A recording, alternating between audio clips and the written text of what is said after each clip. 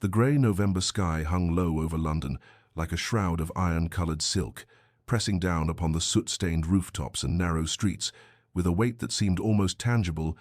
almost cruel in its insistence upon melancholy. In the townhouse on Belgrave Square, a respectable address that concealed, as so many respectable addresses did, a multitude of private sorrows. Lady Catherine Hartwell stood before the window of what had once been her mother's morning room, watching the skeletal branches of the plane trees shiver in the bitter wind. She was 24 years old, though she felt decades older, aged not by years but by the particular erosion that comes from loss compounded by dependence, from grief sharpened by uncertainty. 2 years had passed since the carriage accident that claimed both her parents on a rain-slicked road in Hampshire, 2 years since her world had contracted from the warm expansiveness of Hartwell Park to these cold, cramped rooms in her Uncle Edmund's household, where she existed in a strange twilight state, neither guest nor family, neither mistress nor servant, but something suspended between all definitions, a lady of noble birth living in circumstances that grew more reduced with each passing month. The black morning gowns had been put away after the prescribed period, replaced by dresses of dove grey and lavender that Catherine had altered herself when the seams began to fray, and her needlework by candlelight, a small rebellion against the visibility of her decline.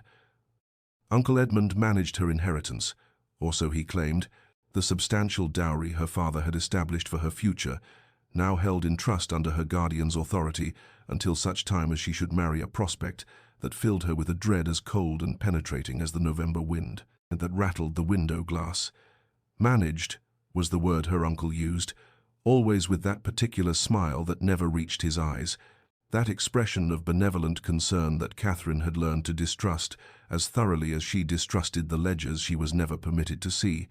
the documents that arrived and disappeared into his study like secrets swallowed by shadows. She pressed her palm against the window, feeling the chill of the glass seep into her skin, watching her breath fog the pane with a ghost of warmth that faded almost as quickly as it appeared. Beyond the window, London prepared for the season, that annual ritual of matrimonial commerce where fortunes and futures were bartered in ballrooms,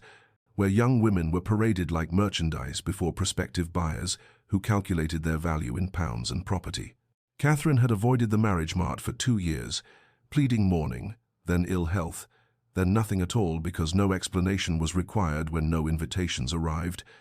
when her uncle made it quietly known that his niece was too grief-stricken, too delicate, too something to be brought into society. But she knew the truth that nested in her chest like a stone, cold and heavy and undeniable. Her uncle was keeping her isolated for reasons of his own, and the inheritance that should have secured her independence was slipping away like water through fingers, like hope through the cracks of her increasingly desperate heart. The discovery came 3 days later, on an afternoon when Uncle Edmund had departed for his club, that establishment where gentlemen retreated to conduct the business they preferred to keep from feminine scrutiny, and Catherine, driven by a desperation that had been building like pressure behind a dam, slipped into his study with hands that trembled despite her resolve. She told herself she merely sought understanding, some glimpse into the state of her inheritance, some rational explanation for the increasing shabbiness of her circumstances and the tension that tightened her uncle's mouth whenever the topic of her future arose. But the ledgers she found in the third drawer of his desk, unlocked, carelessly, arrogantly unlocked, as though he never imagined she would dare look, told a story more devastating than any she had prepared herself to read. The numbers swam before her eyes, columns of figures that documented a systematic plundering, her dowry of £15,000 reduced over 2 years to less than 3,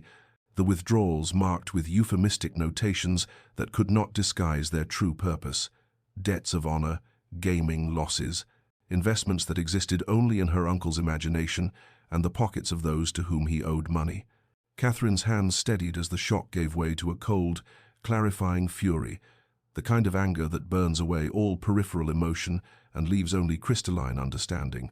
And she was still standing there, ledger open before her, when the study door opened and Uncle Edmund entered, stopping short when he saw her, his face cycling through surprise, calculation, and finally settling into an expression of condescending dismissal. "Catherine, you overstep yourself," he said, moving to take the ledger from her hands, but she stepped back, holding it against her chest like evidence, like proof of a crime that she had suspected, but never confirmed until this moment. "You've stolen from me," she said, her voice low but steady, each word measured and deliberate. £15,000 entrusted to your guardianship, and you've gambled it away, spent it on your debts, your lifestyle,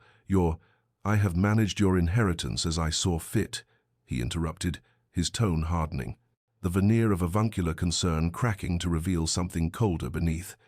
"And I would remind you that you are in no position to question my decisions, niece, as you remain under my authority until such time as you marry, and on that subject I have excellent news." The way he said excellent made Catherine's blood chill, and she watched as he moved to his desk, extracted a document, held it up as though it were a gift rather than a sentence. "Lord Pemberton has agreed to take you as his wife," Uncle Edmund continued,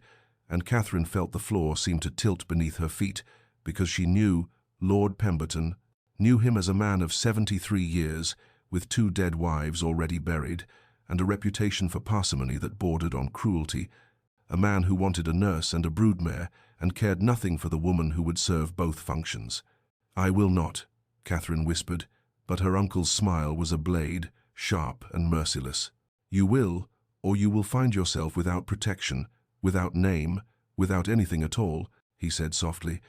"I can make you vanish into poverty so complete that your parents' noble blood will mean nothing, or you can marry Lord Pemberton, secure your position, and cease these tiresome questions about money that no longer concerns you." Catherine stood there, the ledger still clutched in her hands, understanding with absolute clarity that she was trapped, caged by law and custom and her own lack of options. But even as despair threatened to overwhelm her, some core of steel within her, inherited perhaps from her mother, or forged in these 2 years of quiet suffering, refused to bend, and she lifted her chin, met her uncle's eyes, and said with a dignity that surprised them both, "I will find another way." The invitation to the Wetherby residence arrived 3 days after Catherine's confrontation with her uncle, delivered by a footman who looked apologetic as he handed her the cream-colored card, as though he understood that invitations to modest evening gatherings were poor consolation for the cage in which she found herself trapped. But Catherine accepted it with something approaching desperate gratitude, because it was an escape, however brief, from the suffocating atmosphere of her uncle's house and the spectre of Lord Pemberton that haunted her waking hours. The Wetherbys were distant connections on her mother's side, genteel but not grand, their gatherings intimate affairs of 20 or 30 guests rather than the glittering crushes of the truly fashionable, and it was precisely this modesty that made Catherine's attendance possible. Uncle Edmund dismissing it with a wave of his hand as hardly worth preventing, when her remaining time as a free woman was so limited. She wore her best dress, a grey silk that had been her mother's, and which she had altered to fit her slighter frame, and as she entered the Wetherby drawing-room with its comfortable, if unfashionable furnishings, and its guests who spoke of books and politics rather than merely gossip and fashion, she felt something in her chest loosen slightly, some small measure of the suffocation easing. It was near the refreshment table, as she stood alone examining the modest spread of refreshments and trying to make herself inconspicuous, that she felt the weight of observation and turned to find a man watching her with an intensity that should have been improper but was somehow merely assessing, his eyes the color of slate in winter, his bearing one of unmistakable authority, even in stillness. She recognized him instantly, though they had never been introduced. Sebastian Thornfield, Duke of Ashbourne, a man whose reputation preceded him like a cold wind, known throughout society as brilliant, wealthy, and utterly selective in his associations, a man who had refused a dozen advantageous matches and kept himself remote from the marriage-minded machinations of the ton with a consistency that bordered on legendary. "You are Lady Catherine Hartwell," he said, approaching her with a directness that bypassed all customary preliminaries, his voice low and measured, and when she confirmed her identity with a small nod, he continued, "I have been observing you for the past quarter hour, and you have not engaged in a single conversation about weather, fashion, or the quality of anyone's complexion, which makes you either remarkably disciplined or genuinely uninterested in the usual currency of social discourse." Catherine felt a spark of something she had not experienced in months, not hope, precisely, but a kind of recognition, as though here was someone who might understand the exhaustion of performing normalcy when one's world was collapsing. "I find," she said carefully, meeting his eyes with a steadiness that surprised her, "that there are more substantial matters worthy of attention than the cut of someone's gown or the probability of rain. Though I confess such opinions make me poor company in most drawing rooms." Something shifted in his expression, not quite a smile but a softening, and he said,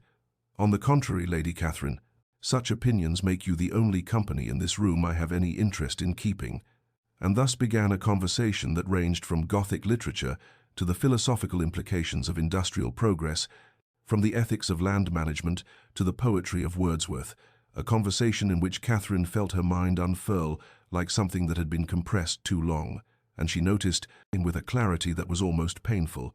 the way the Duke listened, truly listened, as though her thoughts held value beyond their utility in flattering his own opinions. And when the evening ended and he bowed over her hand with a formality that nonetheless conveyed something more, something she could not quite name, Catherine returned to her uncle's house with the dangerous, fragile beginning of hope taking root in the barren ground of her despair. The Duke of Ashbourne arrived at Uncle Edmund's townhouse on a grey morning when the fog hung so thick in the London streets that the clip of horses' hoofs sounded muffled and distant,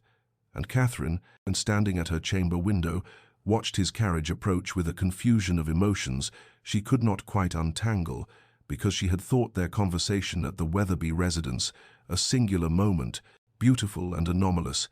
not the beginning of something that might extend into her desperate present. She was summoned to the drawing-room 20 minutes later to find her uncle in a state of barely suppressed agitation, his collar slightly askew and his eyes holding a calculation that made her stomach tighten with apprehension, while Sebastian stood by the mantelpiece with that same quality of absolute composure she had observed before, as though he existed in a realm where the ordinary anxieties of mortals could not touch him. "His Grace has made a most unexpected proposal," Uncle Edmund said, the words emerging with a strange mixture of suspicion and eagerness, like a man presented with a gift he cannot quite believe is not poisoned. "He has asked for your hand in marriage, Catherine, with terms that are—" and here he paused, his expression suggesting he found the terms both incomprehensible and fortuitous. "Most unusual." Sebastian's eyes met hers across the room, grey and steady and revealing nothing, and he said with a formality that nonetheless seemed to carry some deeper message, "I have informed your uncle that I require no dowry, no settlement, no financial arrangement whatsoever, Lady Catherine, as my interest in this union is not pecuniary in nature." And Catherine felt the words land like stones dropped into still water, creating ripples of implication she could not yet fully comprehend. Her uncle's laugh was brittle, disbelieving. "Your Grace, surely some arrangement." But Sebastian interrupted with a quiet authority that brooked no argument. "No arrangement, Mr. Hartwell, beyond Lady Catherine's consent, which I would prefer to seek in private, if you would grant us a moment." The dismissal was clear despite its courteous phrasing, and Uncle Edmund, caught between offence at being dismissed in his own home and relief at the prospect of being freed from both Catherine and his obligation to Lord Pemberton, withdrew with poor Grace, leaving them alone in the shabby drawing-room where the furniture showed its wear and the curtains hung slightly crooked. Catherine found her voice, though it emerged less steady than she wished. "Why?" she asked, because it was the only question that mattered, the only question that could possibly encompass the bewildering impossible offer he had just made. "Why would you? I have nothing, no fortune, no connections that could benefit a man of your standing. And we have spoken once, a single conversation, and now you appear proposing marriage with no expectation of, 'I want you, not your money,'" Sebastian said, cutting through her tumbling words with a clarity that was almost brutal in its directness,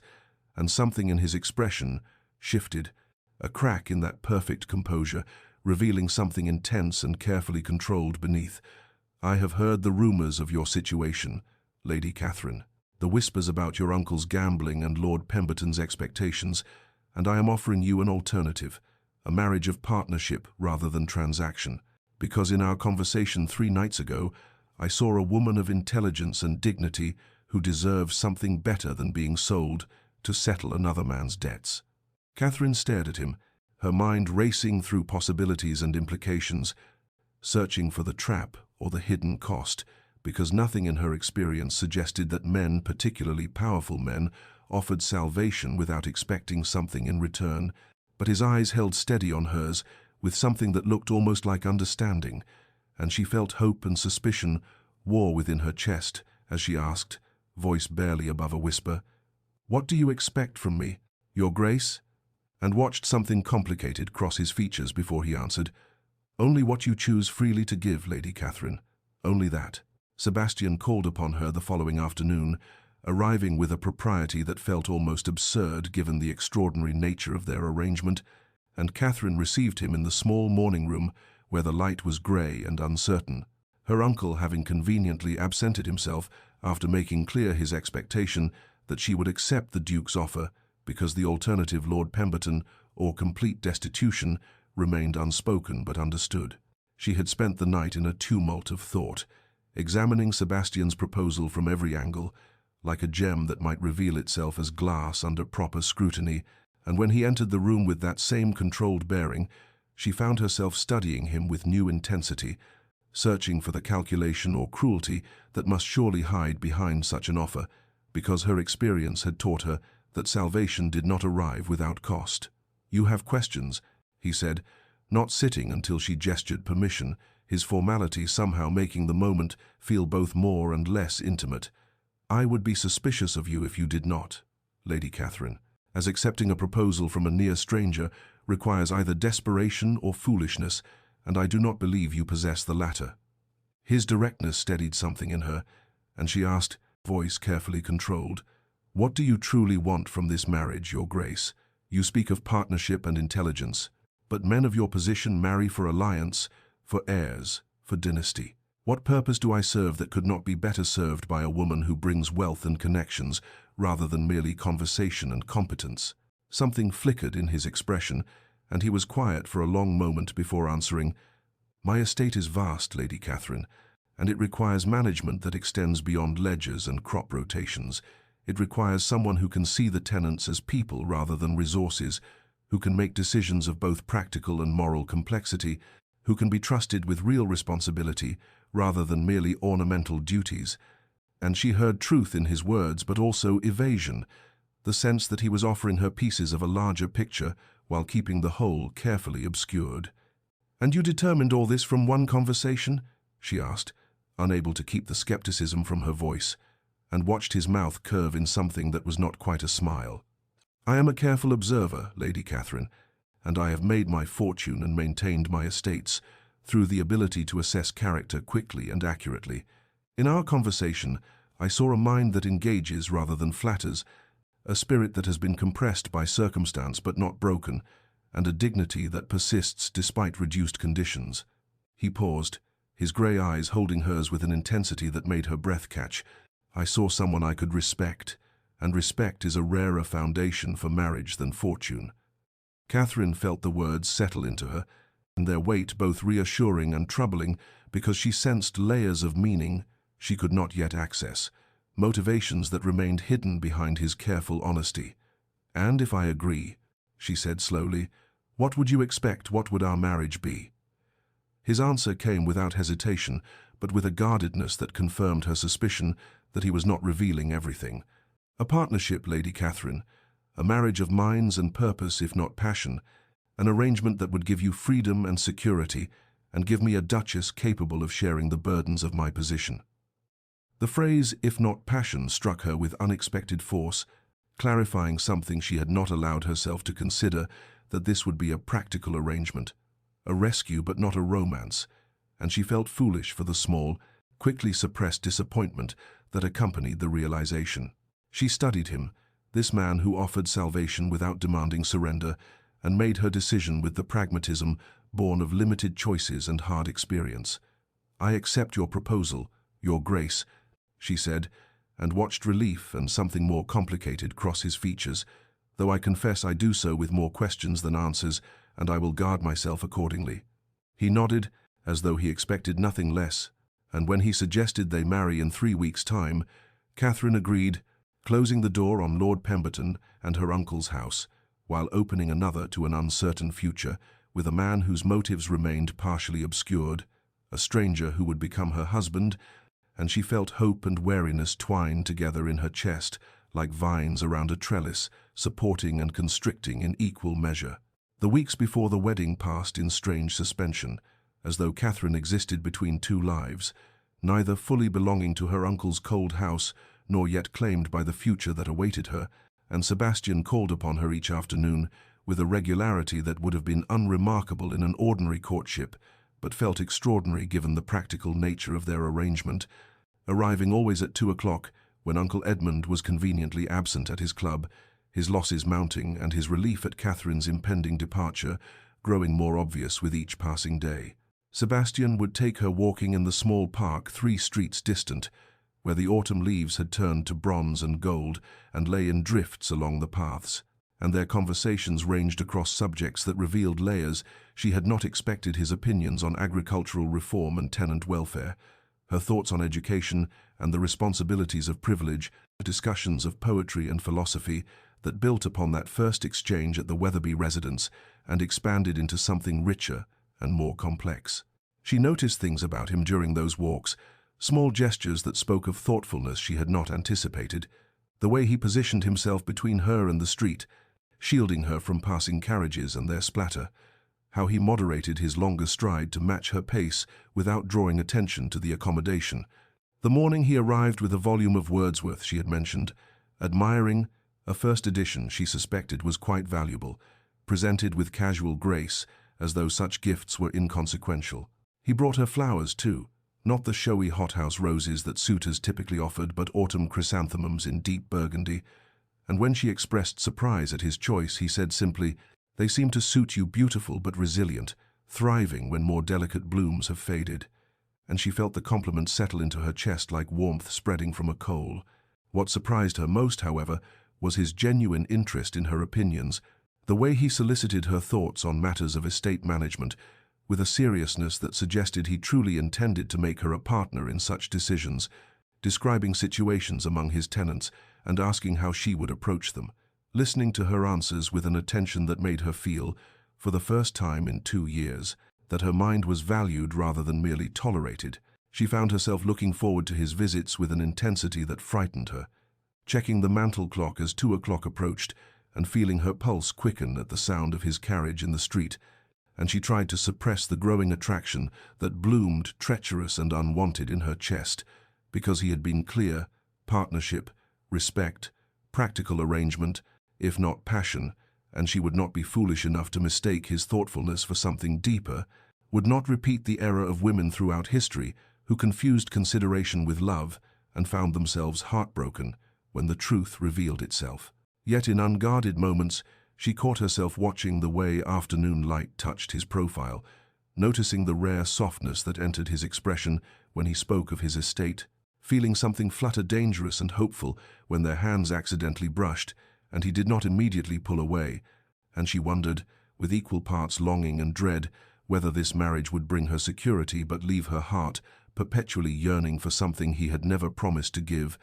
whether she was trading one form of suffering for another more exquisite, because it would be self-inflicted, born not of another's cruelty, but of her own foolish hope that partnership might somehow transform into something more. The wedding took place on a grey November morning in a small chapel near her uncle's house, the ceremony simple but elegant in its restraint, and Catherine stood in borrowed ivory silk that had belonged to her mother, and felt the surreal quality of the moment wash over her as she spoke vows that would bind her to a man she had known for mere weeks, a stranger who would become her husband-in-law if not yet in truth. Uncle Edmund attended with false graciousness that barely concealed his relief, his satisfaction at ridding himself of responsibility and debt in one efficient transaction, and she felt his presence like a shadow she would soon escape. Watching as Sebastian placed a ring of worked gold on her finger with hands that were steady, while her own trembled slightly, his grey eyes holding hers with an intensity that made her wonder what thoughts moved behind that controlled exterior. The wedding breakfast was brief and sparsely attended. Only the witnesses required by law and a handful of distant acquaintances who came more from curiosity than affection, and then they were in Sebastian's carriage beginning the journey north to Derbyshire,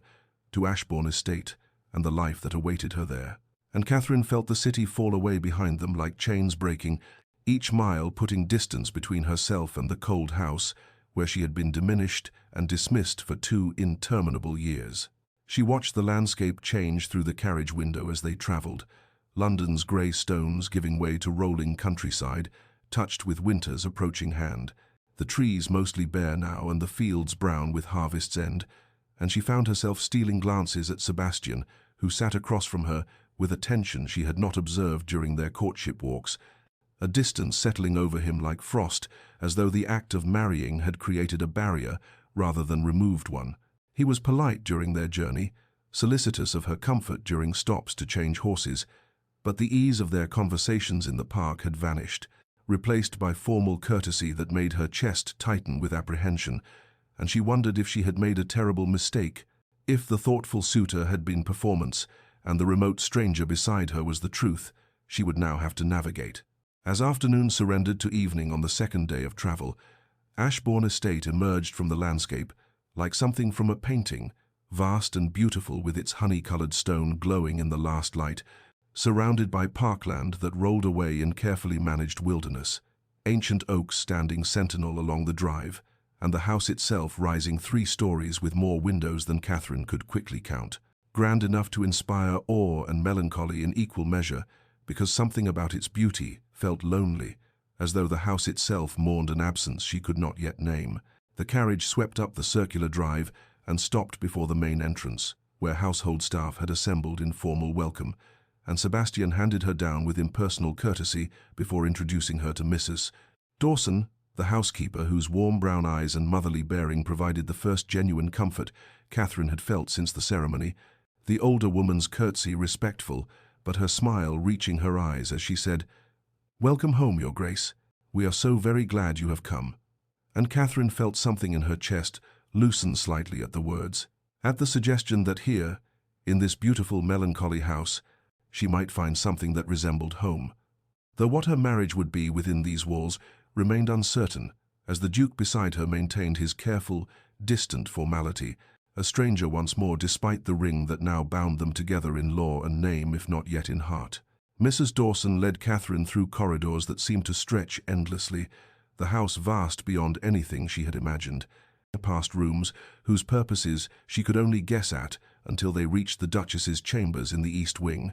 and the housekeeper opened the door onto apartments that were beautiful and elegant and utterly, devastatingly separate from wherever Sebastian would sleep, the sitting room decorated in soft blues and creams with windows overlooking the park,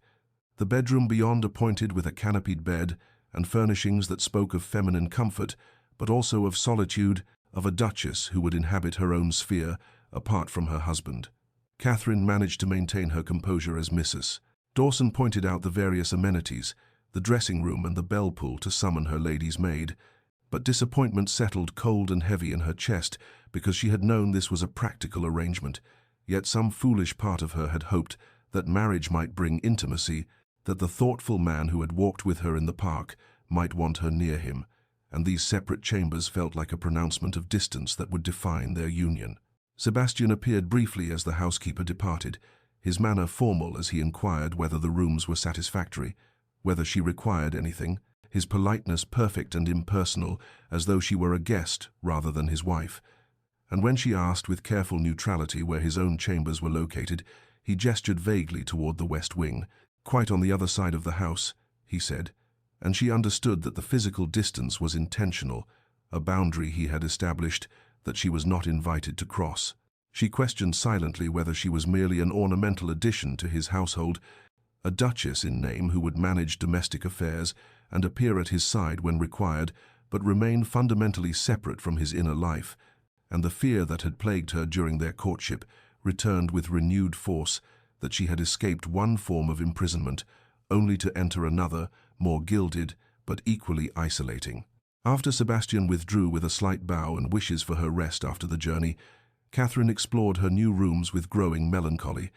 discovering the thoughtful touches that had been prepared for her arrival, fresh flowers on the writing desk and books she had mentioned enjoying placed on the shelves, evidence of consideration that made the separation somehow worse, because it suggested he cared enough to attend to her comfort, but not enough to want her truly close. Later, as a maid helped her dress for dinner, Catherine ventured into the corridor and discovered that one wing of the house was locked, a series of doors at the far end of the hallway, sealed with a heavy lock that spoke of secrets deliberately kept. And when she inquired, the maid's expression shuttered, and she said only that those rooms had been closed since the late Duchess passed, and His Grace preferred them left undisturbed, which answered nothing and raised a dozen new questions about the shadows that inhabited this beautiful house. Dinner was served in a dining room that could have accommodated 30 but felt cavernous with only 2, Catherine seated at one end of the long table and Sebastian at the other, the distance between them, both literal and metaphorical, as they made polite conversation about the estate and the journey, and inconsequential matters that skimmed the surface of everything important, and she watched him across the expanse of mahogany and silver, and felt the chasm between them widen with each careful, courteous exchange. When the interminable meal finally concluded, and Sebastian rose with formal wishes for her good night, Catherine retreated to her chambers and stood at the window looking out over the darkened park and the beauty of her surroundings, unable to dispel the uncertainty that wound tight around her heart, wondering what her life would be in this grand, lonely house, whether she would find purpose beyond being the Duchess in name, whether the man who had chosen her would ever let her close enough to understand why he held himself so carefully apart. And as she prepared for bed alone in rooms that felt too large and too empty, she questioned whether this marriage would bring her security at the cost of a different kind of suffering, the ache of existing beside someone she could never truly reach, forever separate despite the vows that bound them. Morning arrived with pale winter sunlight filtering through the bedroom windows, and Catherine woke to the soft knock of Mrs. Dawson entering with tea and the gentle announcement that there were household matters requiring the Duchess's attention whenever Her Grace felt prepared to address them. And though Catherine felt adrift in this grand, unfamiliar house, with a husband who kept himself carefully distant, she recognized the offer for what it was: purpose, occupation, a way to be useful rather than merely ornamental in her gilded cage. Mrs. Dawson settled beside her in the sitting room with ledgers and correspondence, her manner warm but respectful as she explained that the previous Duchess, Sebastian's mother, had died 5 years ago, and since then the female management of the estate had been somewhat neglected, not from deliberate disregard, but from the simple absence of a woman to oversee the household accounts and tenant welfare, and the 100 small details that made a great house run smoothly, and Catherine felt something kindle in her chest at the realization that here was work that mattered, responsibility that would give shape to her days beyond wondering what her marriage would become. The housekeeper spoke of Sebastian's mother with obvious affection and lingering grief, describing a gentle woman who had loved the estate and its people, and Catherine filed away this information about the woman whose chambers she now occupied, sensing there were depths to that history that Mrs. Dawson's careful words only hinted at, shadows that perhaps explained some of Sebastian's remoteness, though she could not yet see their full shape. Catherine spent the morning reviewing accounts and staff arrangements, discovering she had a natural aptitude for organization that had been wasted in her uncle's house, where she had been permitted no meaningful occupation, and by afternoon, Mrs. Dawson suggested visits to some of the tenant families so the new Duchess might introduce herself, and Catherine agreed with an eagerness that surprised her, hungry for connection and purpose after 2 years of isolation and these first lonely days at Ashbourne. The tenant cottages were scattered across the estate, well-maintained structures that spoke of a landlord who cared for his people's welfare, even if he kept himself emotionally distant, and Catherine was received with cautious warmth that grew genuine as she listened to their concerns and asked thoughtful questions and made notes about repairs needed and children's illnesses and the dozen small matters that affect their daily lives. And she saw in their eyes a hope that perhaps this new Duchess would be like the last one, someone who saw them as people rather than merely sources of rent. Mrs. Cooper at Rose Cottage offered tea and spoke of how the late Duchess had visited when her youngest was born, bringing linens and staying to help when the birth proved difficult. And Mr. Pemberton at the mill mentioned how Her Grace used to bring books for his daughters who loved reading, and with each story, Catherine understood more clearly the void her predecessor's death had left, and the opportunity now before her to fill it, to matter to these people, and to build something meaningful, even if her marriage remained uncertain. She returned to the main house as twilight gathered, tired but feeling less adrift than she had since arriving, and as she crossed the entrance hall she glimpsed Sebastian standing in the doorway of his study, watching her with an expression she could not quite read. Something in his grey eyes that might have been approval or longing or simply acknowledgement, and though he said nothing beyond a formal inquiry about her day, and she responded with equal formality about the tenant visits, she felt the weight of his gaze follow her as she climbed the stairs, and she wondered what he thought as he observed her beginning to inhabit the role of Duchess, whether he was pleased or merely satisfied that his practical arrangement was functioning as intended,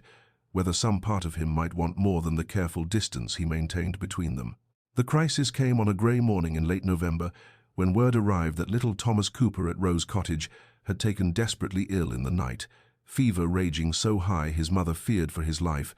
and Catherine did not hesitate or wait for permission, but immediately ordered the carriage and sent a rider for Dr. Matthews in the village, arriving at the cottage to find the child burning with fever and struggling for breath, while his mother clutched him with the helpless terror of a woman who had already lost 2 babies and could not bear to lose another. Catherine rolled up her sleeves and set to work with the calm decisiveness that emerged in her when others needed her strength, drawing on half-remembered knowledge from her own mother's tending of ill tenants years ago. Cool cloths to bring down the fever and careful spoonfuls of water, and the steady reassurance that help was coming, that Thomas would be well, that she would not leave until the crisis passed,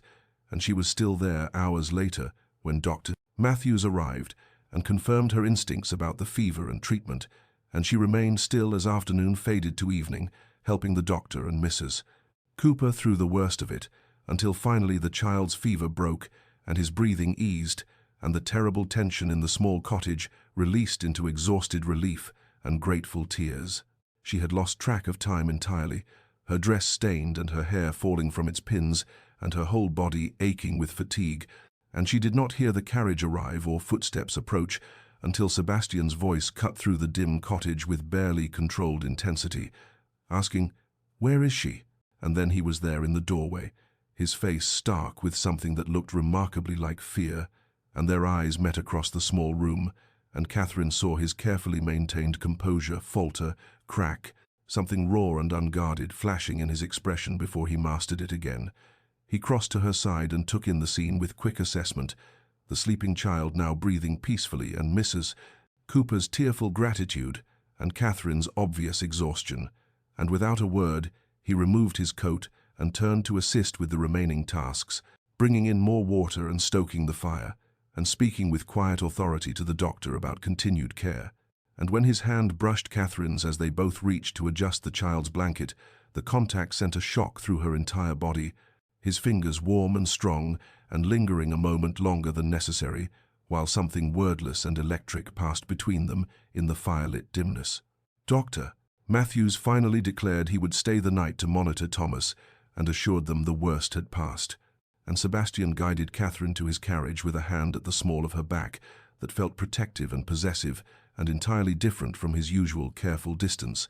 and she was too exhausted to guard herself as she leaned back against the seat and felt the tears come, reaction and relief, and the overwhelming emotion of the day, and she thought he would retreat into formality as always, but instead he shifted closer and offered his handkerchief and said in a voice rough with suppressed feeling, "You were magnificent, Catherine, absolutely magnificent." And the admiration in his tone made her breath catch, because this was real, not polite, the first fully honest thing he had said to her since their wedding. The carriage moved through the darkness toward the main house, and she felt his gaze on her in the shadows, felt the tension between them shift into something more dangerous and promising, and she gathered her courage and said quietly, "I could not have done otherwise. They are our people, our responsibility," and the word times our times hung in the air between them, weighted with meaning, an assertion of partnership, and she saw him struggle visibly with whatever walls he had built around himself, saw him begin to speak, and then stop and begin again. "Catherine, but whatever confession trembled on his lips remained unspoken, because he retreated back into that maddening, careful distance, even as his hand remained close to hers on the seat between them, and so close she could feel its warmth without touching. And when they arrived at the house and he helped her down, his grip on her hand was gentle and lingering, and full of all the things he would not say, and she went to her separate chambers, feeling frustrated and hopeful and confused all at once, knowing that something had shifted between them in that cottage, that she had seen beyond his armor to the man beneath, but having no idea whether that glimpse would lead to anything more than this aching, almost intimacy that was becoming harder to bear than complete distance would have been. As autumn surrendered to winter's first breath and frost began to silver the morning grass, Catherine found herself settled into a rhythm at Ashbourne that was both deeply satisfying and quietly heartbreaking, for she had transformed the estate management in the months since her arrival, earning the genuine affection of staff and tenants through her tireless attention to their welfare and her ability to balance compassion with practical efficiency, and yet the professional partnership she had built with Sebastian remained just that professional, courteous, marked by growing respect, but still bounded by the careful distance he maintained, like a wall she could not breach, no matter how she longed to. Their evenings had developed a pattern that she both treasured and found torturous, gathering in the library after dinner, where the fire cast golden light across leather-bound books and comfortable chairs, where they would read in companionable silence, or discuss the day's events, or play chess with a friendly competitiveness that made her forget sometimes the ache in her chest. And these hours were the best of her days, because here Sebastian relaxed incrementally, his austere features softening as they debated philosophy or literature, his rare smile appearing when she made a clever move on the chessboard or offered an observation that surprised him, and she hoarded these smiles like precious things, evidence that beneath his careful reserve lived a man of warmth and humor and deep feeling that he simply would not allow her to fully reach. She had fallen in love with him completely and helplessly, somewhere between that night at the tenant cottage and these quiet library evenings, had fallen in love with his intelligence and integrity, and the glimpses of tenderness he showed when he thought she was not observing. The way he listened to tenant concerns with genuine attention, the care he took with estate decisions that affected people's lives,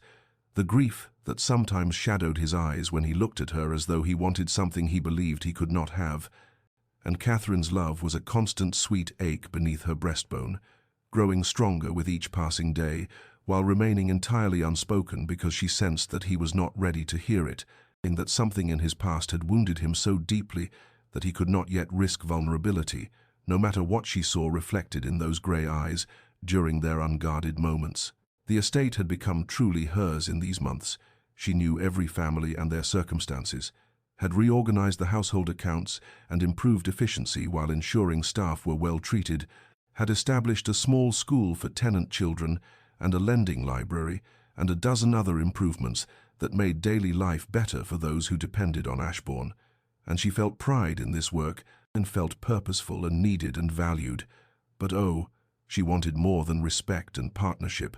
wanted the right to touch her husband's face and smooth away the tension that lined it, wanted to wake beside him rather than alone in her grand separate chambers, wanted him to look at her with desire rather than whatever complicated emotion he kept so carefully locked away,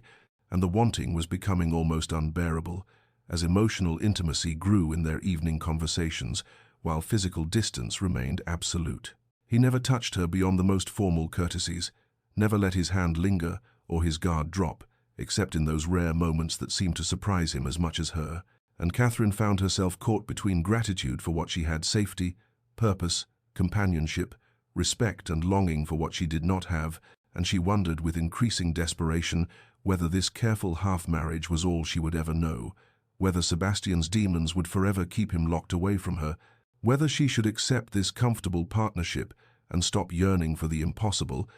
stop hoping that someday he might love her the way she loved him, stop imagining what it would feel like if he finally let himself reach for her across the careful space he maintained between them, like a chasm she could see but not cross. Catherine's curiosity about the locked wing had grown from mild interest to consuming need as the weeks passed, for it represented everything Sebastian kept hidden from her, and she told herself that understanding his past might give her the key to reaching his present, to breaching those walls he maintained so carefully around his heart. And the opportunity came on a grey December afternoon, when Sebastian had ridden out to inspect drainage work on the far fields. And Mrs. Dawson had taken the afternoon to visit her sister in the village, leaving Catherine alone in the quiet house with estate correspondence to manage. She had gone to Sebastian's study to retrieve the ledgers he had mentioned that morning, and as she searched his impeccably organized desk for the correct volume, her hand brushed against a small wooden box tucked in the back of a drawer, and inside that box lay a single iron key on a faded ribbon, and she knew with absolute certainty what lock it would open, even as her conscience whispered that she was crossing a boundary, violating the privacy he had silently demanded she respect. But her need to understand him overwhelmed her scruples, and she took the key with trembling hands and made her way through the silent corridors to the locked wing she had passed dozens of times without entering. The key turned smoothly, despite years of disuse, and the door swung open onto a long gallery, thick with dust and shadows, where holland covers draped over furniture made ghostly shapes in the dim light, filtering through curtained windows, and Catherine moved through the space with growing sorrow as she uncovered the remnants of a life deliberately preserved and abandoned simultaneously. Finding first a portrait gallery where generations of Thornfield ancestors stared down from gilded frames, with expressions ranging from stern to kind, but stopping her breath entirely when she reached the largest portrait, a family grouping that showed Sebastian as a boy of perhaps 12, standing beside a beautiful woman with sad eyes and gentle smile, while a cold-faced man with Sebastian's features rendered cruel and hard stood apart from them, both, and the body language in that painting told its own story of isolation and unhappiness, despite the formal composition. She moved deeper into the wing and found the preserved chambers of the late Duchess, rooms frozen in time as though their occupant might return at any moment, and here Catherine discovered the diaries, leather-bound volumes stacked on a writing desk. And though she knew she should not read them, she could not stop herself from opening one and then another, drawn into the painful chronicle of a woman who had been married at 18 for her enormous dowry to a man who had wanted only her money and despised everything else about her, who had treated her with systematic cruelty disguised as civility, who had broken her spirit year by year through contempt and coldness and the clear communication that she was valued only for what she had brought to the marriage and found wanting in every other respect. The Duchess had written of her son Sebastian with fierce protective love, of her terror that he would become like his father, of her attempts to shield him from the worst of his father's nature, and the final entries from just before her death spoke of her relief that the old Duke had died first, and her desperate hope that Sebastian would not let his father's poison destroy his capacity for love, would not mistake his father's obsession with advantageous marriages and financial gain for wisdom, would not become cold and closed as a protection against vulnerability, and Catherine sat in that dusty chamber with tears streaming down her face as she finally understood the fear that drove Sebastian's distance, understood that he had married her specifically because she came without fortune, had chosen her as proof that he was different from his father, but in his determination not to repeat his father's mercenary cruelty, had instead trapped himself in a different kind of prison, one where he dared not risk his heart even with a woman who would cherish it, and she wept for his mother, who had suffered so terribly, and for Sebastian, who was still suffering from wounds he would not let heal, and for herself who loved a man too haunted to accept that love, and she did not hear his footsteps in the corridor, or know he had returned early, until his voice cut through the dusty silence like a blade, saying her name with such controlled fury that she knew she had crossed a line from which there might be no return. Catherine rose from the writing desk with the diary still clutched in her hands, her tear-streaked face turning toward where Sebastian stood in the doorway like an avenging angel, his riding coat still dusty from the fields, and his grey eyes burning with an emotion she could not entirely name. Fury, certainly, but beneath it, something raw and more desperate, something that looked almost like fear. "I'm sorry," she whispered, and her voice broke on the words because she was sorry for intruding but not sorry for understanding, not sorry for finally glimpsing the truth that had shaped their strange half-marriage, and she watched as he moved into the room with controlled precision that barely masked the tension radiating from every line of his body, watched as his gaze swept across his mother's preserved chambers and the open diary in Catherine's hands and the evidence of tears on her face,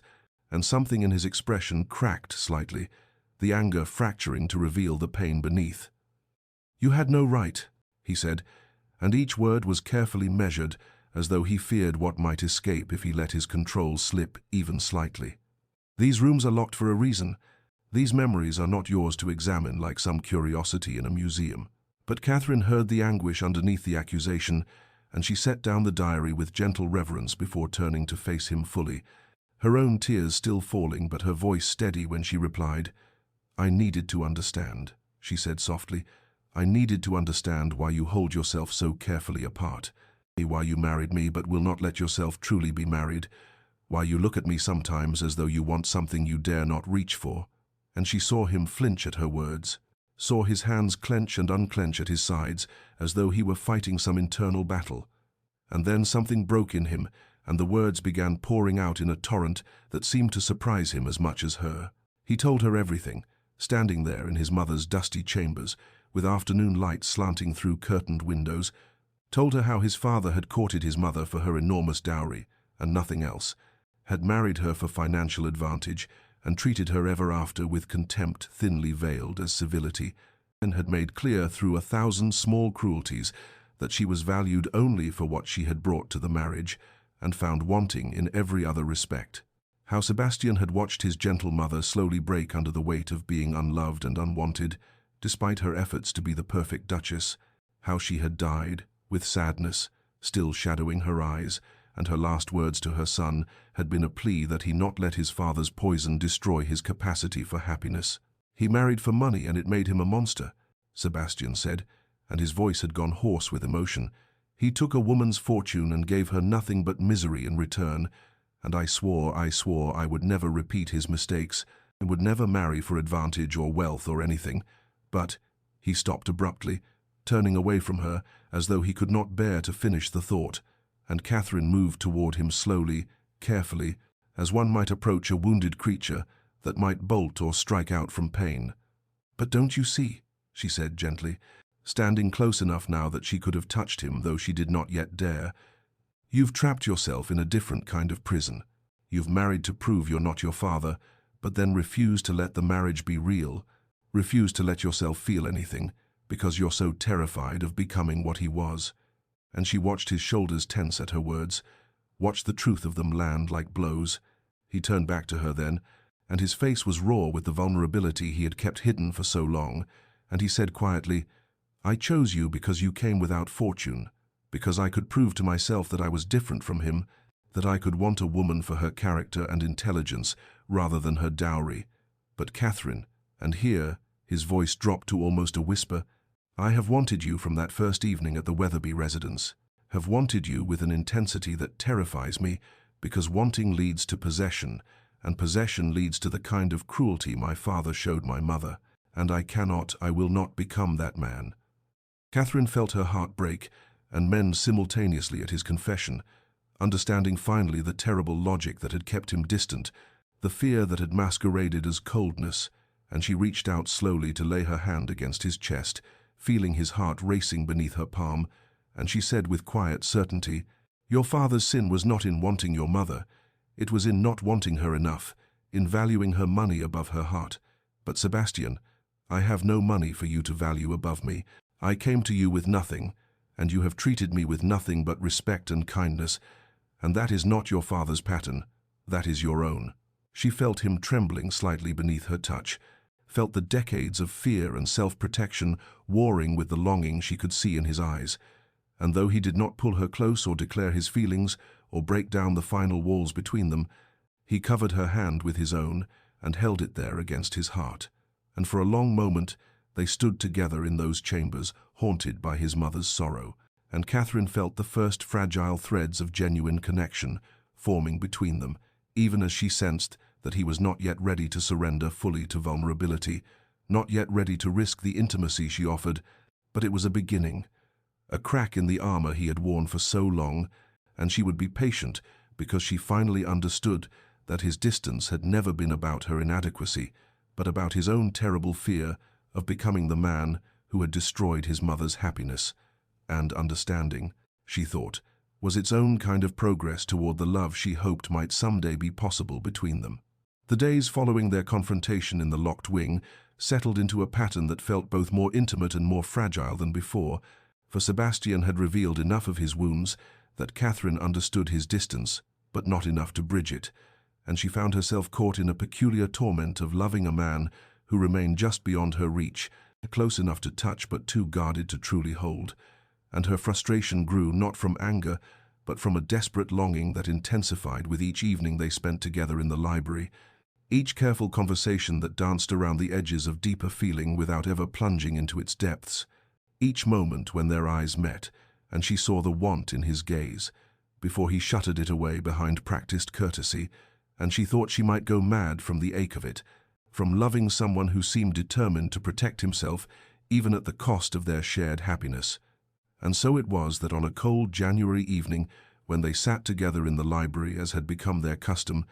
she, by the fire, with needlework she was not attending to, and he at his desk reviewing correspondence he was not actually reading, Catherine felt something inside her finally break under the weight of all the unspoken words and unexpressed feeling, and she set down her needlework with deliberate care and said, his name with enough quiet force that he looked up from his letters with surprise and perhaps the faintest touch of apprehension.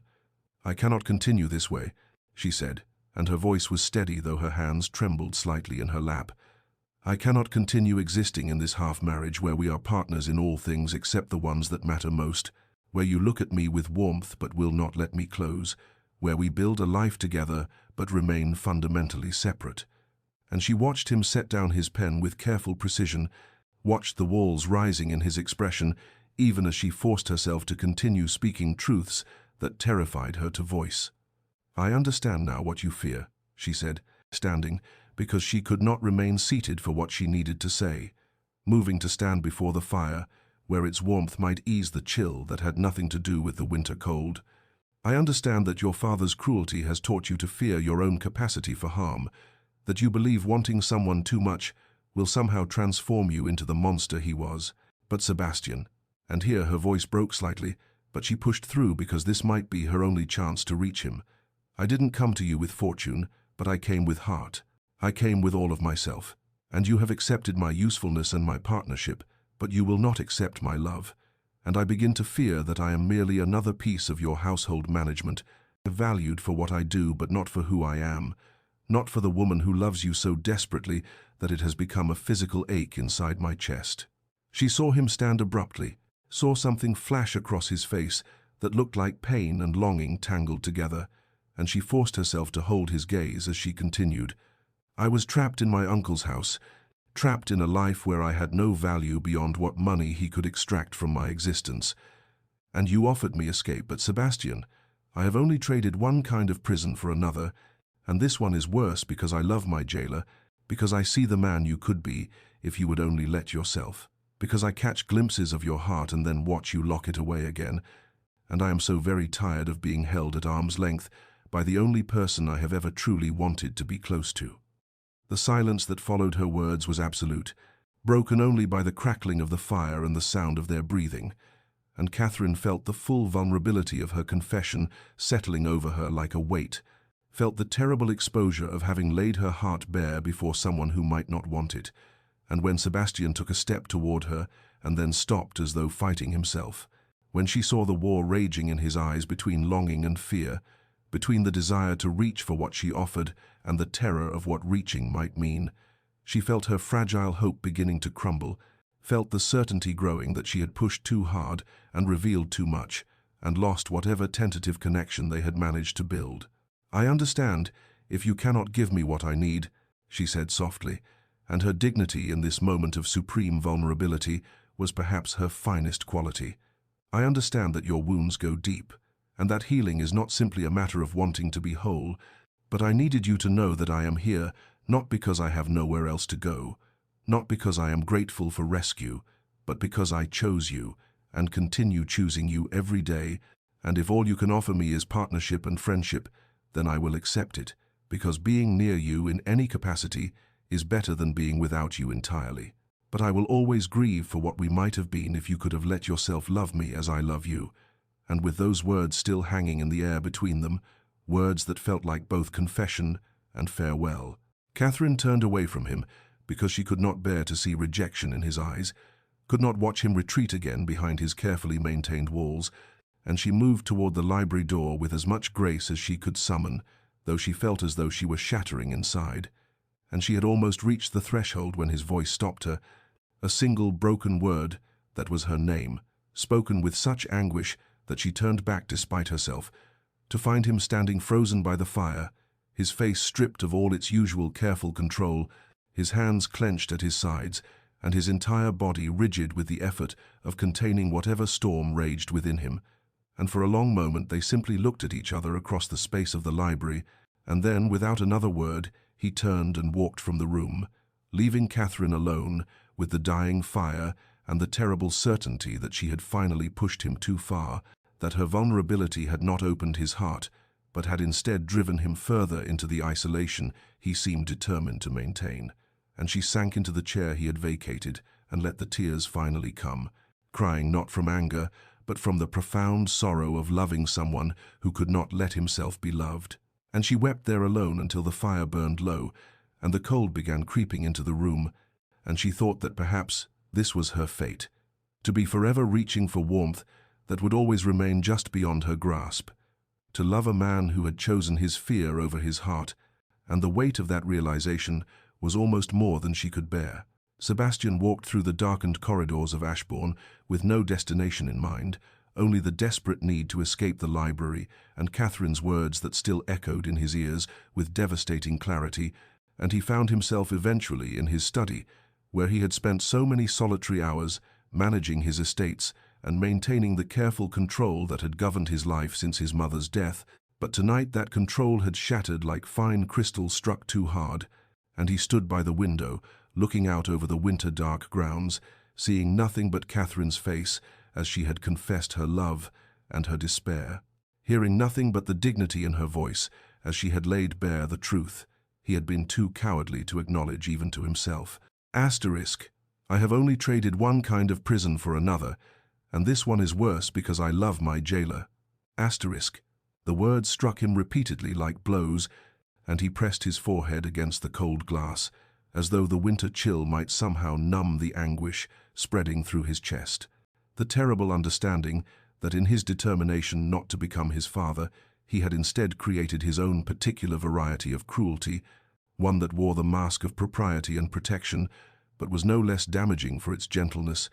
and he saw with brutal clarity that he had taken Catherine from one form of captivity, her uncle's house, where she was valued only for her stolen dowry, and placed her in another where she was valued for everything except what she most wanted to give him, her heart, her love, the intimacy that should have been the foundation of their marriage, but which he had withheld from her day after day out of his own suffocating fear. He thought of his father, that cold tyrant who had married his gentle mother for her enormous fortune and then spent 20 years demonstrating his contempt for the woman herself, who had valued wealth above humanity and had slowly poisoned the very air of Ashbourne with his bitterness and cruelty.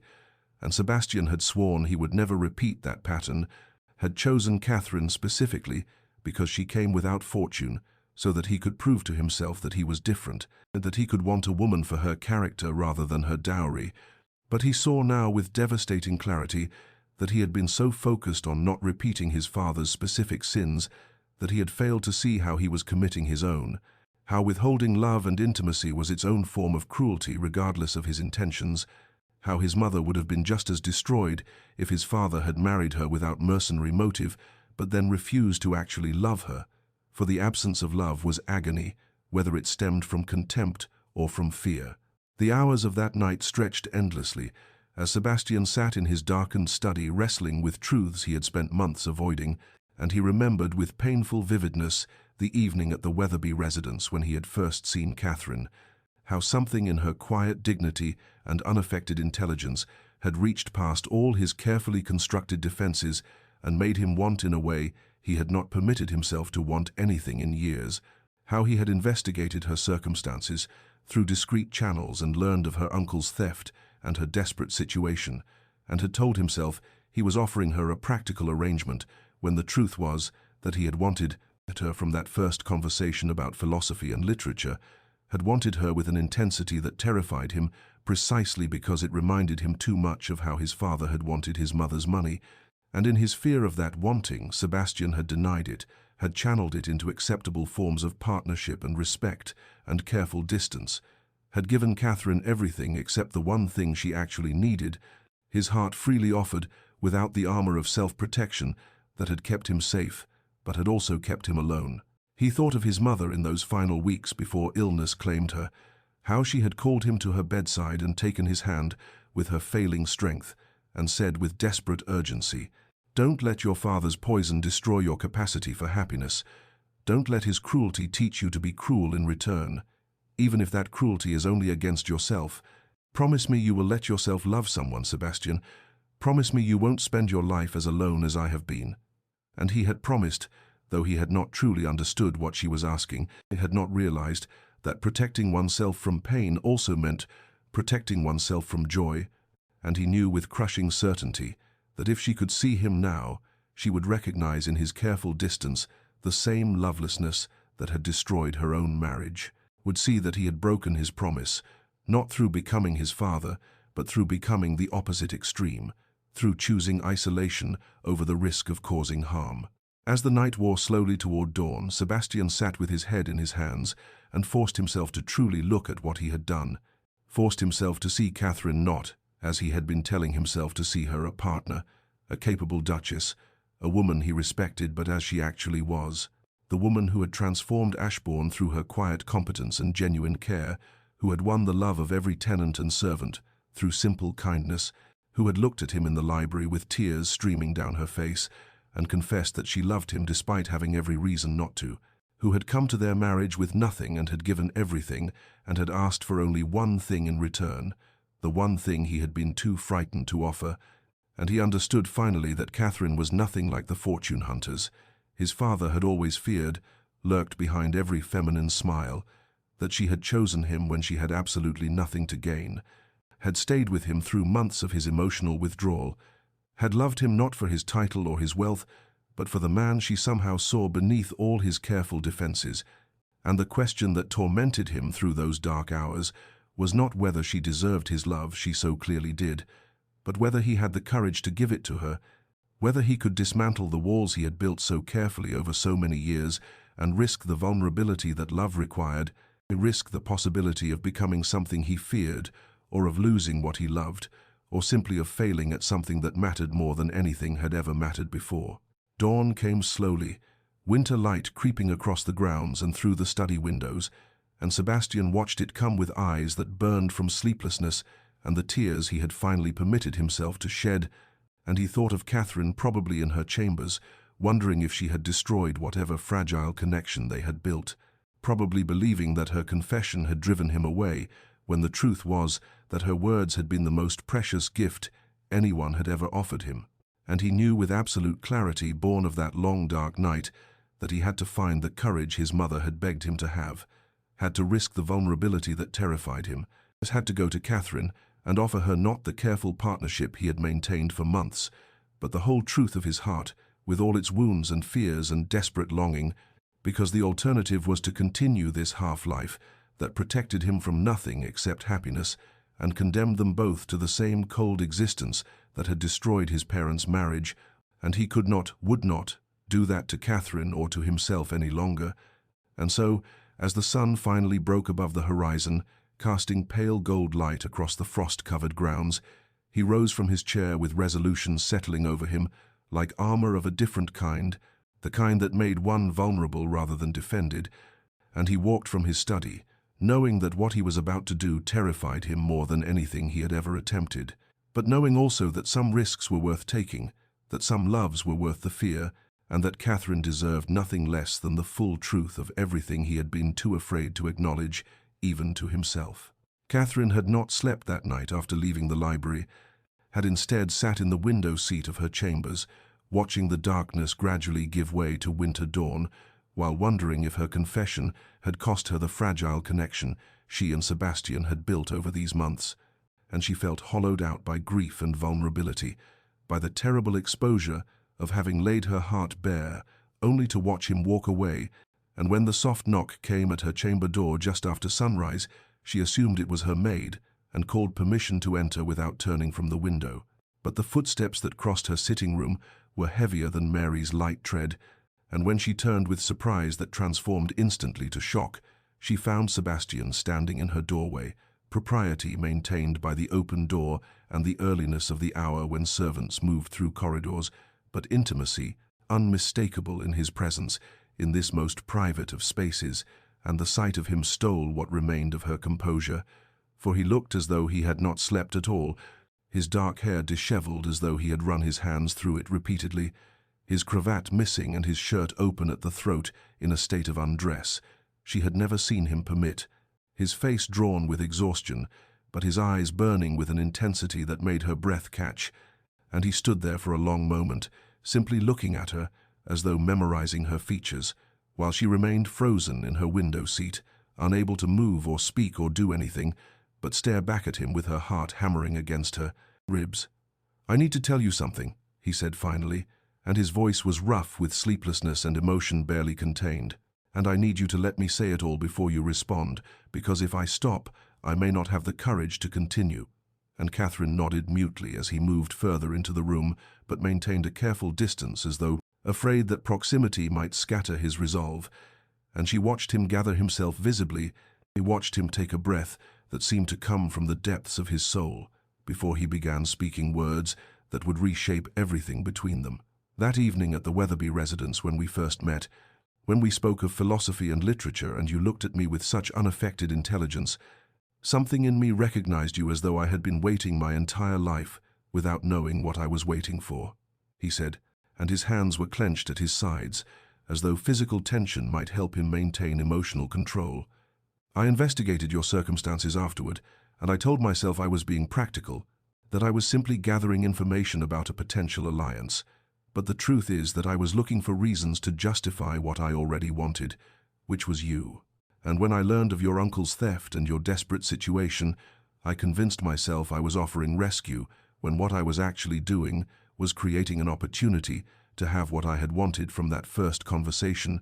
And Catherine felt tears beginning to slide down her cheeks as he continued,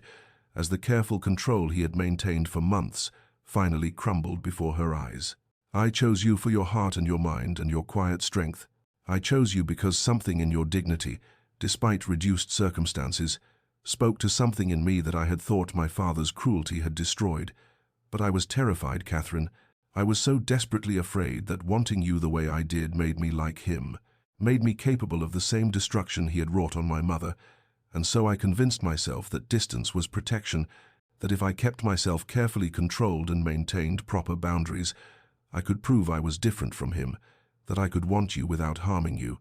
But I see now that I was wrong," and his voice broke slightly on those last words, and he moved closer to her, though still maintaining space between them, as though he needed to finish his confession before allowing himself the comfort of proximity. "I have spent these months giving you everything except what you actually needed, offering you partnership and respect and careful courtesy while withholding the one thing that mattered, which was my heart freely given. And last night when you stood in the library and told me you had traded one prison for another, when you said you loved your jailer, I finally understood that in trying so desperately not to repeat my father's cruelty, I had created my own particular variety of it, because withholding love is its own form of harm regardless of the reasons behind it. And now he did close the distance between them, did come to kneel before her window seat, so that they were eye to eye, and Catherine could see the tears on his own face matching hers, could see the absolute vulnerability in his expression as he continued, "I chose you for your heart, Catherine, and then I stayed distant to protect mine, but I cannot do it anymore. I cannot continue this half-existence when you are offering me everything, and the truth is that I have loved you for months, have loved you perhaps from that first evening, though I was too much a coward to acknowledge it even to myself. And I am so deeply sorry for every moment I have made you feel less than cherished when you are the most precious thing in my life." The silence that followed his words was absolute except for the sound of their breathing and the distant calls of servants beginning the day's work, and Catherine reached out with trembling hands to cup his face, feeling the roughness of his unshaven jaw beneath her palms, seeing the hope and fear and desperate love in his eyes. And when she finally found her voice, it emerged as barely more than a whisper but carried the weight of all the emotion she had suppressed for so long. "I love you, Sebastian. I have loved you through your distance and your careful control and your determination to protect yourself at the cost of us both, and I will love you through whatever comes next, through the vulnerability that terrifies you and the healing that must happen, and all the days of our life together, if you will only let me, if you will only accept what I have been trying to give you since the beginning, which is simply everything I am." And with those words, the last barrier between them finally shattered, and Sebastian pulled her from the window seat into his arms with a sound that was half laugh and half sob, holding her as though she were something infinitely precious and infinitely fragile. And Catherine buried her face against his neck and felt the wetness of his tears mixing with her own, and they clung to each other in the pale winter morning light, as though they had both been drowning and had finally found solid ground. And for the first time since their wedding day, Catherine felt the full truth of what marriage could be. Not partnership alone, but the complete intertwining of two souls who had finally found the courage to be wholly themselves with each other. Their first kiss happened in that pale winter morning light, with the sounds of Ashbourne waking around them, and it was nothing like Catherine had imagined during all those lonely months. It was not passionate or desperate, but rather tender and tentative and infinitely precious, like something too fragile to be rushed, and Sebastian held her face between his hands, with a reverence that made her heart ache as he lowered his mouth to hers, with a gentleness that spoke of both desire and restraint, of wanting her completely while honoring the newness of this vulnerability between them. And when their lips finally met, Catherine felt something fundamental shift in the world, felt the last walls between them dissolve like morning mist beneath sun, and the kiss tasted of tears and hope, and the beginning of something neither had believed they deserved, but which had found them anyway, despite all their defenses. When they finally drew apart, Sebastian rested his forehead against hers and released a breath that sounded like relief after years of holding it, and Catherine could feel him trembling slightly, as though the magnitude of what had passed between them had shaken loose something he had kept tightly bound for far too long, and she reached up to thread her fingers through his disheveled dark hair and whispered, "We are going to be quite all right, you know." And she felt rather than saw his smile against her temple as he gathered her closer and murmured, "Yes, I believe we might be, though I have no idea how to do this, how to be what you deserve." And Catherine pulled back just enough to meet his eyes with steady conviction, and replied, "You learn it the same way I am learning to be a duchess, by trying and failing and trying again." Together. They spent that morning in Catherine's sitting room with proper attention to propriety. The door remained open, and Mary brought tea at appropriate intervals, though the maid's knowing smile suggested the door. Household staff was aware something significant had shifted, and they talked with the kind of honesty that should perhaps have come before their wedding vows, but which arrived now like a gift neither had known to ask for. And Sebastian told her about his mother's final days, and the promise he had made, and how terribly he had misunderstood what she had been asking of him. And Catherine spoke of her parents' loving marriage, and how their deaths had left her not just bereaved, but unmoored from any sense of her own worth, how her uncle's theft had felt like confirmation that she had no value beyond what money she could bring. And as they shared these wounds with each other, the morning light strengthened, and the winter sun climbed higher, and gradually the terrible isolation that had surrounded them both began to lift like fever breaking. "I want to court you properly," Sebastian said suddenly as the mantel clock chimed noon, and Catherine looked at him with confusion that transformed to wonder as he continued, "I know we are already married. I know propriety says the courtship should have preceded the vows, but I want to do this correctly, Catherine. I want to give you the romance and attention you should have had from the beginning. I want to learn your favorite things and bring you flowers and walk with you in gardens and earn your love, rather than simply accepting it as though I had any right to it." And Catherine felt tears threatening again at the earnestness in his voice, at this proud man who had spent months maintaining careful control, now asking permission to woo his own wife. And she took his hand and pressed it to her cheek and said, "You already have my love, Sebastian. You have had it for longer than I care to admit. But yes, let us begin again. Let us build what we should have built from the start, a marriage based not on arrangement or rescue, but on genuine partnership and affection and absolute honesty."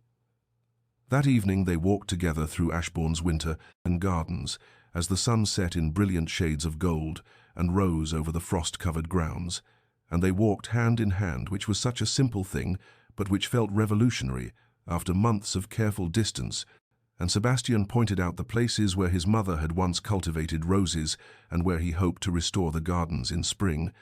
and Catherine shared her ideas for expanding the tenant cottages and establishing a small school for the children, and the conversation flowed easily between practical matters and personal revelations, between silence, comfortable enough to simply exist together, and words that built understanding between them. And when they passed a bench overlooking the frozen ornamental pond, Sebastian drew her to sit beside him and wrapped his greatcoat around her shoulders against the cold, and said quietly, "I want you to know that from this moment forward, you are my true partner in everything, not just household matters, but estate decisions and financial planning, and all the aspects of our life together.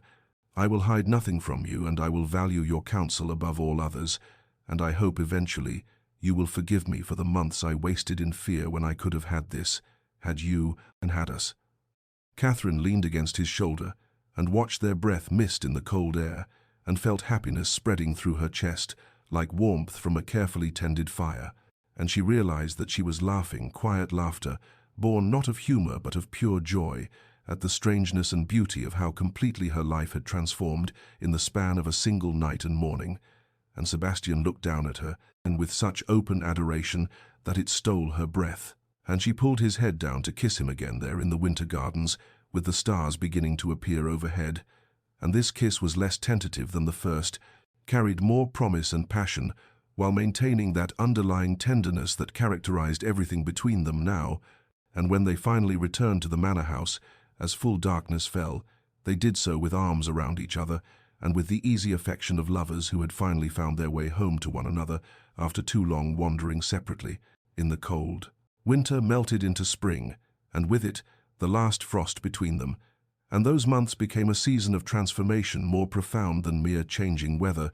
as Catherine and Sebastian discovered what their marriage could be when built upon the foundation of absolute honesty and freely given love, rather than careful distance and protective restraint.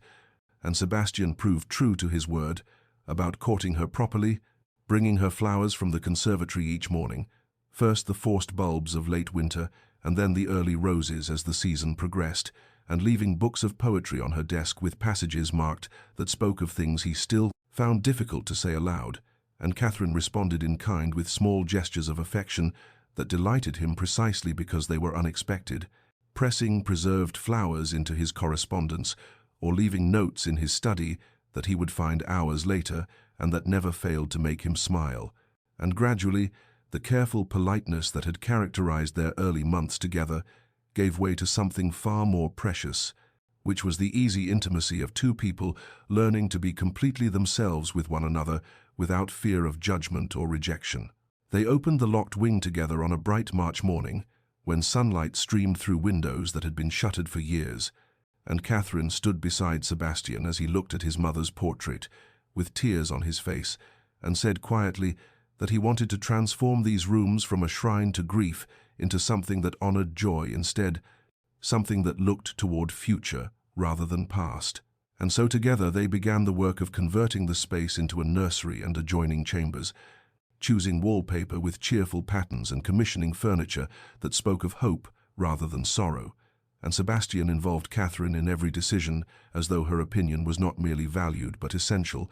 and she watched him gradually release the grip his father's cruelty had maintained on his life, and saw him becoming the man his mother had always believed he could be, someone capable of tenderness without shame and love without restraint. Sebastian wrote to his sister Beatrice, whom he had allowed distance to grow between them after their mother's death, and Catherine sat with him as he composed the letter with shaking hands, and admitted that he had been wrong to retreat from family when grief overwhelmed him. And when Beatrice responded with forgiveness and joy, and the news that she would visit in May, Catherine held Sebastian as he wept with relief. And when his sister finally arrived, a lovely woman of 28, with Sebastian's dark eyes and their mother's gentle manner, Catherine watched the siblings repair what years of pain and avoidance had fractured. They watched them laugh together and share memories and begin building new bonds. And Beatrice pulled Catherine aside during her visit and said with tears in her eyes, "You have given me back my brother. You have somehow reached the places none of us could touch and brought him home to himself." And Catherine embraced her and replied, "He saved himself. He simply needed to believe he was worth saving." And the friendship that formed between the two women became another gift in a season full of unexpected grace. Their partnership extended to every aspect of their life together, as Sebastian made good on his promise to hide nothing and value Catherine's counsel above all others, and they spent long evenings reviewing estate accounts and planning improvements to tenant properties and discussing investments and charitable works, and Catherine discovered that she had a natural aptitude for the administrative aspects of managing a large estate, and that Sebastian delighted in her suggestions and implemented them with enthusiasm, and together they established a school for tenant children and expanded the estate clinic and created a system for supporting families during difficult seasons, and the people of Ashbourne responded to their Duchess with deep affection because she had proven herself not merely interested in their welfare, but genuinely committed to their flourishing, and when she and Sebastian rode through the estate together, the tenants would wave and call greetings, and Catherine would feel such overwhelming gratitude for this life she had stumbled into, when she had expected nothing but duty and obligation. The physical intimacy between them developed with the same tenderness that characterized everything in their transformed marriage, and Sebastian was demonstrative with his affection now, as though making up for the months of careful distance, reaching for her hand during dinner and kissing her temple when he passed her in corridors and pulling her into his arms in the library when they were alone. And their wedding night came months late, but arrived with all the sweetness and passion that Catherine had not dared to hope for, and afterward as they lay together in the darkness of Sebastian's chambers, which had become their shared chambers, as all pretense of separation dissolved, he whispered against her hair that he had never imagined he could be this happy, that she had given him something he had not known he was missing, which was simply the freedom to love without fear, and Catherine pressed closer to him and felt complete in a way she had not experienced since her parents' deaths, felt finally that she had found home not just in a place but in a person, and the happiness that settled over Ashbourne, that spring was palpable to everyone who witnessed it, the kind of joy that comes not from the absence of struggle, but from the hard-won victory of choosing vulnerability over safety and connection over isolation. And both Sebastian and Catherine understood that they had been given something precious and rare, which was a second chance to build their marriage correctly after nearly destroying it through fear and protective distance, and they were determined not to waste a single moment of the gift they had been granted. The intrusion came on a golden afternoon in late May, when the apple blossoms were in full bloom, and Catherine was reviewing household accounts in the morning room, with windows open to the garden breeze, and she heard the commotion in the entrance hall before she saw him, her uncle's voice raised in indignation and entitlement, demanding to see his niece immediately, as though he had any right to her time or presence after what he had done. And Catherine felt her body go cold and then hot, as she rose from her desk with hands that wanted to tremble, but which she forced into steadiness, and she arrived in the entrance hall to find Uncle Edmund arguing with Pemberton the butler, while looking every bit as florid and dissipated as she remembered, perhaps more so, with broken capillaries across his nose and the unmistakable signs of a man whose vices were destroying him from within. "Uncle Edmund," Catherine said with a calmness she did not feel, and he turned to her with that false smile that had once made her feel obligated and guilty, but which now simply made her angry, and he began speaking rapidly about family obligations and his rights as her guardian, and how she owed him compensation for the years he had housed and fed her, and Catherine stood perfectly still and felt the old familiar fear trying to reassert itself, the learned helplessness of those terrible months in his household when she had been entirely at his mercy. But then she felt Sebastian's presence behind her. He had come from his study the moment Pemberton sent word, and his hand came to rest on the small of her back in silent support. And suddenly the fear dissolved, like morning fog beneath. "Son." Sebastian's voice when he spoke was colder than Catherine had ever heard it, containing all the aristocratic authority of generations of dukes, combined with the barely leashed fury of a man protecting what he loved, and he said, "You have no rights here, Hartwell, no claim on my wife or my home, and you will explain your presence immediately, or be removed by force." Count Uncle Edmund's bluster faltered slightly before he rallied and pulled papers from his coat and declared that Catherine's marriage settlement had been invalid without his approval as her guardian, that he was demanding financial compensation for breach of contract, and that if Sebastian did not pay, he would create a scandal that would damage both their reputations irreparably. Catherine watched Sebastian's expression transform into something that might have frightened her if it had been directed at her rather than at her uncle, and he said with deadly quiet, I wondered when you would make this attempt, which is why I took the liberty of having you investigated 6 months ago. And what I discovered was most illuminating evidence of systematic theft from your niece's inheritance, fraudulent gambling debts in her name, forgery of your late brother's signature on multiple documents, and enough criminal activity to see you transported, if not hanged. And Uncle Edmund's face went from florid to ashen, as Sebastian continued. So here is the choice you face. You will sign documents, relinquishing all claims to Lady Catherine and her inheritance. You will leave England permanently for the continent, with a small allowance sufficient to keep you in modest comfort, and you will never contact my wife again, or I will deliver this evidence to the magistrate, and you will face prosecution for fraud and theft, and spend what remains of your miserable life in prison or on a transport ship to Australia. Catherine stepped forward, then, and she felt the strength that these months at Ashbourne had built in her, the certainty of her own worth that Sebastian's love had restored, and she looked at the man who had stolen from her and diminished her and made her feel worthless and said clearly, "You told me I had no value beyond the money my parents left, that I was a burden you bore out of obligation, but you were wrong. I had value then, and I have value now, not because of any inheritance but because of who I am, and I will not allow you to make me feel small ever again. I will not give you that power." And she saw something flicker in her uncle's eyes that might have been shame before the habitual selfishness reasserted itself. The documents were signed within the hour under the stern supervision of Sebastian's solicitor, who had been summoned from the village, and Uncle Edmund departed Ashbourne in a hired carriage, looking diminished and defeated, and Catherine stood on the steps with Sebastian's arm around her waist and watched him disappear down the drive, and felt something fundamental shift in her chest, felt the last chains of her past breaking away, and when the carriage finally vanished from sight, she turned to Sebastian and said, "Thank you for protecting me, but thank you more for giving me the strength to protect myself." And he pulled her close and kissed her forehead and replied, "You always had that strength, my darling. You simply needed to remember it, and I am honored to stand beside you as you reclaim everything he tried to steal, not just money but your sense of your own worth."